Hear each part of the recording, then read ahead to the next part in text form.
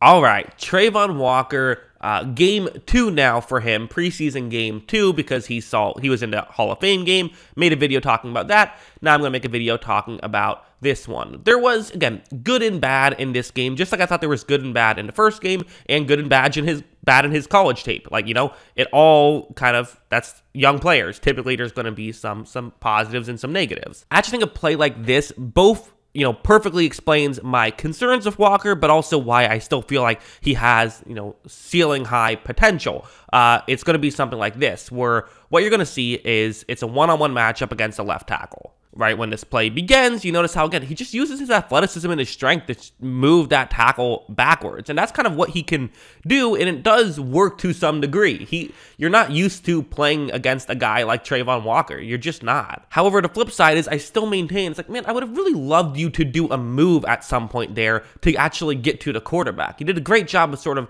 pushing that tackle back, but when you're playing defensive tackle, that works out really well and worked out really well in college. But here's an edge rusher. I would have just liked to see you do some sort of move to get to the quarterback. So it's doing both. It's showing that he can put himself in great situations, but he doesn't always take advantage of those great situations, which I think is still a positive because he's young and has plenty of time to grow and plenty of time to get better at that. But to me, that's, if I was on the coaching staff, what I would be working towards is trying to just give him some more moves, get his hands a little bit better so he's not just, pushing people back every play. Now, going over to something like this is again where that athleticism comes into play right here, where it's going to be a running play and he is the unblocked man, as this is typical. If you're running the ball to the right, what you'll often do is leave the edge rusher on the left unblocked. You can't block everybody, so that's sometimes a guy that you'll leave unblocked, which is, it's a smart football strategy, but the issue with it, of course, is that you have to make sure that you get to the right side of the field quickly. If things do not work out well, if the blocking isn't great on that side of the field, well, the entire play, it probably isn't going to be great. And look at how right when this play begins, you see how Jacksonville does a good job at this point. I paused it right here of swarming that other side of the field. And that's also not to take away from what Travon Walker has done. I think Walker did a good job of reading this play himself and getting over to try and make a tackle on that halfback. So they're all working together. It's run defense. Run defense has to work together. One guy can't do it alone unless that guy's name is Aaron Donald. So the athleticism first allowed him to get in position, but then also watch this tackle that's going to be made not just by him, but also by another Jacksonville player. Look, I mean, two players collide with him. That causes the fumble. I can't really tell from this angle which one exactly it was that knocked out the ball. I don't think it was Walker, but his collisions, I'm sure, certainly helped with that fumble. And just kind of goes to show the athleticism to put yourself in position to be able to make a play like that. It's what you want. Now, the flip side is something like this, where I haven't been overly impressed with his run defense. I haven't been impressed with his run defense in general. I've always felt like that was an overrated aspect of Walker's game. I have. That's why I wasn't a huge fan of Travon Walker coming out of the draft, even though I have been impressed with him in preseason so far. A play like this is a good example where he's really just not going to be able to win this matchup. He's going up one-on-one against a tackle, and watch what happens. Look, as you see, that tackle is really just going to completely knock him out of the way there. So again, the rest of the Jaguars defensive line played well here, so it didn't matter, but that play was not a win because of Travon Walker. So again, not a big deal. You're going to get beat on reps, right? That's just going to happen. And that's the difficulty with preseason evaluations is, we're evaluating a small sample size. So if you play 6 reps and lose 2 of them, well, then that makes it look worse than if you play 20 reps and lose 3 of them.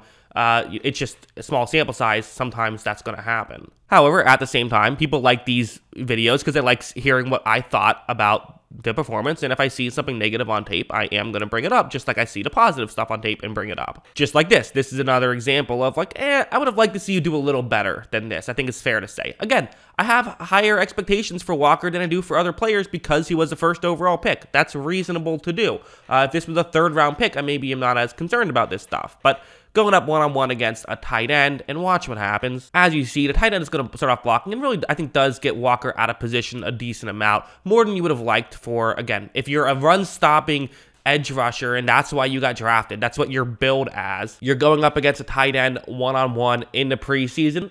I would just like to see you do a little better. I would have, or at least, and again, you can't just, I'm not just making these critiques over these one specific plays, because there's more plays that I'm talking about as well. There is a bigger body of work, and I just felt like his run defense in general, he had some good plays. I talked about one of those good plays, but as a whole, it was, again, underwhelming given what he's been billed as. The flip side is I feel like his pass rush has been much better than what I've expected from him. His pass rush has been way better, and so that's definitely promising that he's been able to get wins pretty consistently in this preseason. So, you know, that's definitely cool. But look, he's going up one-on-one against a left tackle here, and this is kind of what I talk about when I say if he can start to just get some of these moves down, he can be elite, and this is an example of him really doing a move, I would say. Watch how right when this play begins, he sees that the tackle goes a little bit too far to the outside, so he notices that and goes closer towards the inside. And if he can start to get these kind of inside moves going, and really, I would have liked to see him still get his hands into this play here. He really doesn't get his hands involved like at all. He doesn't use his hands too much unless it's a bull rush. So